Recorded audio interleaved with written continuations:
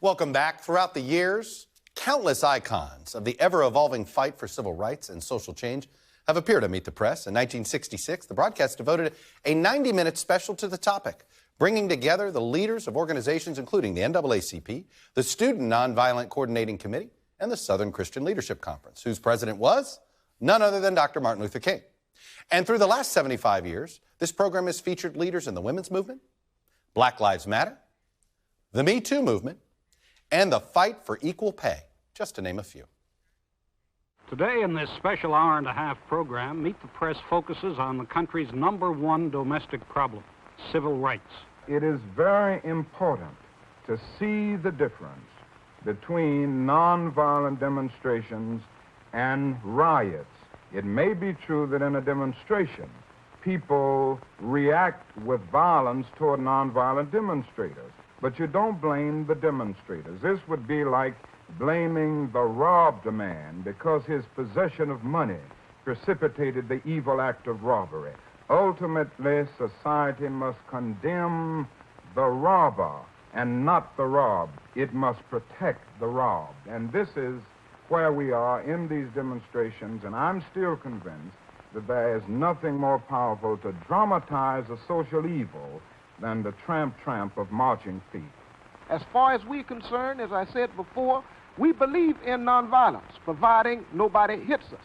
When somebody hits us, we believe in self-defense. There's a difference between self-defense and nonviolence. Well, self-defense and nonviolence are not incompatible. Dr. King, you've heard what Mr. McKissick said. Are you in disagreement or not? I believe firmly in nonviolence. I still believe that it is the most potent weapon available to oppressed people in their struggle for freedom and human dignity. I think a turn to violence on the part of the Negro at this time would be both impractical and immoral. Mrs. Roosevelt, do you think we're moving fast enough and strong enough to desegregate our schools? I do not think we want violence. I think we want understanding. I think we want education. I think we want to move.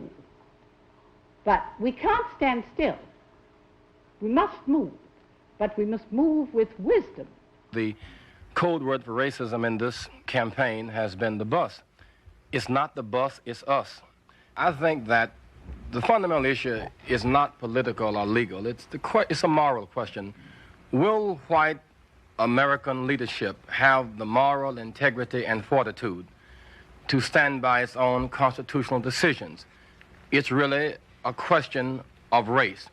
We're willing, if we want to allow people to kill together, to use any form of transportation, bus or ship or air.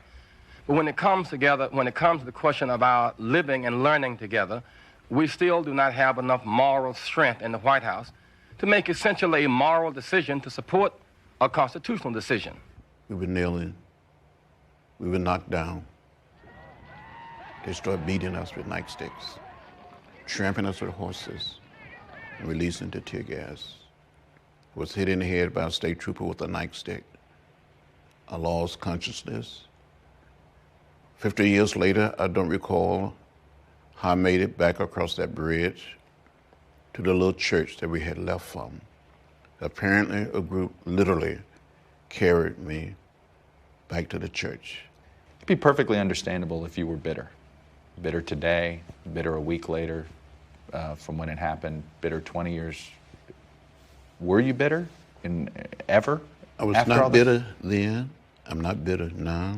Never before in this country, ever since the inception of the Republic, have you had a woman seriously running for the presidency. I was breaking a tradition in which only white males have only been the gentlemen in this country that have guided the ship of state. So you don't expect people, black, white, men, or women, to suddenly overcome a tradition that has been steeped ever since the inception of this republic. So I understand that. I've broken the ice. The adversary, which is a word I prefer to enemy, are those individuals who have usurped control of our lives and who in general turn out to be that 3% of the population which is white, male, over 30, and college educated.